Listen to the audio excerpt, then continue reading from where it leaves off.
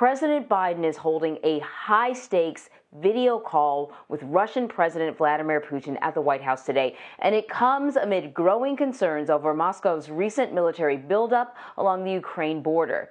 It's expected that Mr. Biden will warn Putin that if Russia invades, it will face consequences, including potential sanctions. So Ed O'Keefe is at the White House with more on this. Ed, very glad to have you joining us again today. You know, many people will have sort of observed or be aware of the fact that troops along the Ukraine border, Russian troops along the Ukraine border, that's actually not new. That's been happening now for years.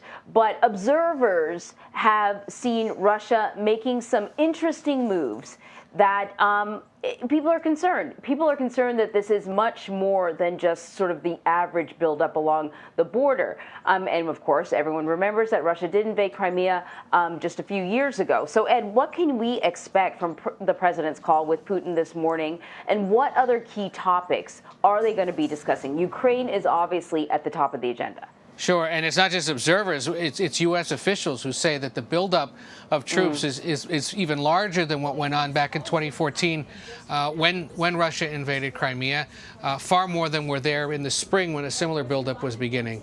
So that is obviously top of mind and expected to be the top issue of discussion in this call that begins later this morning. Also, cybersecurity, which of course remains a big concern for both countries as cyber attacks and cyber meddling continues from both ends. Of course, that was a big part of the conversation back in July when these two leaders met in Switzerland. And then there's other strategic issues of concern. Might be Iran, for example, where both countries have an interest, but also, for example, the Nord Stream 2 gas pipeline that's being built from Russia into Europe. That's the subject of some domestic political concern up on Capitol Hill as well. So plenty to discuss. Several hours blocked out on the president's schedule for the possibility that this runs closer to the lunch hour here in Washington, if not beyond, obviously late at night at Moscow. But it's been on the books for both leaders since at least Friday, Saturday, which is a sign that they are both ready for this and prepared to have a pretty fruitful, well, not fruitful, but certainly long discussion. And, you know, when we talked yesterday about this, we talked about the fact that we heard from the president and you heard from others within the administration about Russia. And the words were firm, but the details were very vague.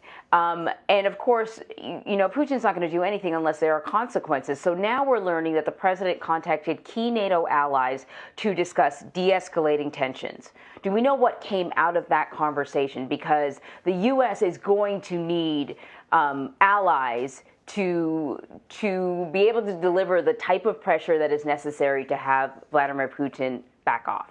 Yeah, the White House says he discussed this call with the leaders of the UK, France, and Germany, among others, basically trying to keep everybody on the same page going into this. He held similar consultations before meeting with Putin back in July, remember, because he was at a NATO meeting and a G20 meeting at the time, and so he was able to compare notes, get a sense of how things are going right there in the region that would be most directly affected by any immediate Russian military action and potentially by other steps the country might take. So did that yesterday.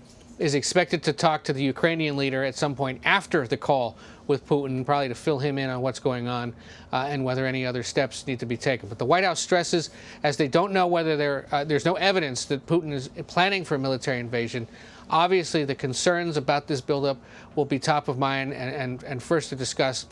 U.S. officials say the president will warn him there would be consequences if Russia were to take actions. They don't specify what they would be. They would not say whether U.S. troops would be committed to Ukraine if there was some kind of an invasion. They wouldn't get into who exactly might get sanctioned. As we've talked about, sanctions can only do so much, it seems, and not necessarily have the great effect that they might in other countries.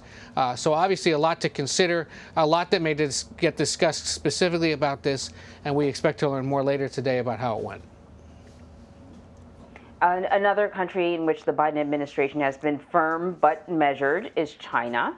And we got official word yesterday that though U.S. athletes will be attending the Beijing Olympic Games, U.S. officials will not. This has already been bounced around before, but now we got sort of the official word. Here's what White House Press Secretary Jen Psaki had to say about this yesterday. The athletes on Team USA have our full support. We will be behind them 100% as we cheer them on from home, but we will not be contributing to the fanfare of the games. U.S. diplomatic or official representation would treat these games as business as usual in the face of the PRC's egregious human rights abuses and atrocities in Xinjiang, and we simply can't do that. What are we hearing from China, Ed? They are obviously not pleased by this, and they had warned in advance that there could be some kind of consequences for what exactly the U.S. has done here. And it's important to point out, this is not a full boycott. As you said, the athletes will be allowed to compete. They will be there, and they will, if history is any guide, if recent history is any guide, there will actually be a small contingent of U.S. diplomatic security traveling with them. That's standard when you have such a large, high-profile American contingency traveling to the games, and other countries do this as well to provide security for their athletes. So that will continue as scheduled, but not sending the president, the vice president, their spouses, ambassadors, or other prominent American officials to the opening or closing ceremony. A bit of a snub. Wait and see here, however, if China gives some signal that perhaps these kind of people aren't invited anyway due to COVID-19 concerns. The only reason why that may or may not have teeth is because Putin, who we are talking about also this morning, has said he plans to go to represent Russia at the opening ceremony. So obviously, you know, a sign again of the ongoing tensions, this far more symbolic in nature when it comes to U.S. Policy of expressing disagreement and now opposition to what China has done, especially in regards to human rights. That's what Psaki was signaling out yesterday. And we'll see if there's any other more formal Chinese response in the coming days. All right, so on to domestic issues. Yesterday, President Biden tried to sell his Build Back Better bill to Americans, saying that the plan will help lower the cost of prescription drugs. Here's what he said. Even if you think this doesn't affect you, it does. Everyone has less money in their pockets because high drug costs make health insurance more expensive for everyone. It doesn't need to be that way. Under my Build Back Better bill, there will be, which is passed the House of Representatives, it won't be the same way. So what exactly is the president promising when it comes to the cost of prescription drugs? If passed as written, Anne-Marie, among other things, this bill would penalize prescription drug companies that raise the price of certain prescription drugs at a rate higher than inflation, and it would put caps on certain prescription prices for seniors covered by Medicare. Really, essentially, is making a lot of changes to Medicare in terms of its pricing or its negotiating power. All of this in understanding that there are Americans out there in dire straits who at times have to forego taking their medication in order to stretch out the length of a prescription because they're just simply too expensive. And so this legislation designed to address that in part. There had been other versions of this that went that were far more ambitious, would have done far more to negotiate, to give Medicare negotiating power with the prescription drug industry. It will not happen that way.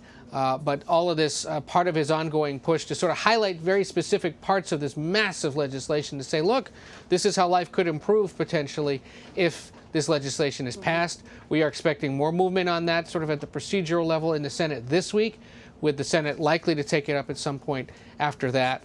Whether it is next week, whether it's not until January, remains to be seen and is subject to the whims of two key moderate senators we've spent a lot of time talking about, Joe Manchin and Kyrsten Sinema, and how they negotiate with Democratic leaders. Ed, forgive me for testing your memory right now and without giving you a heads up, but didn't the previous administration also implement an executive order or something along those lines to control the price of prescription drugs? And I'm just wondering how this is different, if you can recall. This is law. The difference is this would be law. An executive order can only go so far. And look, prescription drug concerns or concerns with the pricing has been a long-running subject of interest here in Washington because both parties understand it's an immediate concern for so many people, be they old, be they sick with something else, be they the parents of children who have expensive medications, and that it polls well, frankly, to deal with this. And back in the day, during the debate over the Affordable Care Act, you know, as people understood very quickly, there were issues with, you know, preserving the protections for people with pre-existing conditions or making sure that kids up to age 26 could stay on their parents' plan. And through all that, dealing with the price of medicine and the price of medical care has sort of emerged as the next big frontier in all of this, trying to ease people's interactions with doctors, with the pharmacy, and make it easier for them to get their prescriptions. This is a modest, although some would say, and they're right to say, big step in addressing that. But there are those out there who say Congress, the White House, need to go much farther in controlling the price. Okay, one more thing before we let you go, quickly. The Justice Department filed a lawsuit yesterday challenging Texas and its new legislative maps, saying that it was discriminatory. Can you give us any more information about that? Yeah, the bottom line here, so much of Texas's population growth over the last 10 years was because of the growth of the Latino population in that state. And the congressional and legislative maps, as drawn by the Republican-dominated legislature and endorsed by the Republican governor, the Justice Department now argues, does not accurately reflect the predominantly Latino population growth. There weren't enough districts carved out in which Latino voters might ultimately be the ones that prevail or sort of have the biggest sway. There are majority black districts, for example, in the state, and in many other states, not as many majority Latino districts. This is a federal case. They've already taken up the voting rights legislation separately there in Texas. The Justice Department also challenging some voting rights legislation passed in other states out of concern for it. But this whole issue of expanding Latino political power to reflect Latino population growth is actually playing out in a lot of different ways across the country. There's a dispute, for example, among Chicago aldermen about how to redraw the wards of Chicago and whether there should be more predominantly Latino wards than there are predominantly black wards, because there was more population growth among Latinos in the city of Chicago over the last 10 years than there was among the black population. So this kind of thing is actually going to play out in a host of different ways as the country adapts to sort of the new reality, and that is that, you know, the landscape is changing both literally, physically, and politically, and it's something that legislatures that maybe don't reflect those population growths are going to have to adapt to or be forced to, if not by lawsuit, then over time by voters. But it's one of the many different challenges that face cities and states as they redraw their lines right now.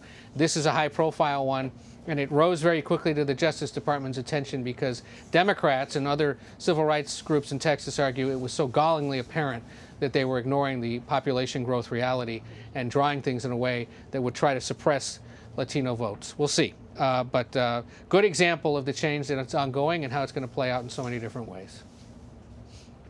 All right. Ed O'Keefe, thank you very much. Take care. So later today, White House Press Secretary Jen Psaki will speak to reporters. She's expected to take to the podium at 2 p.m. Eastern, and you can stream that briefing right here on CBSN.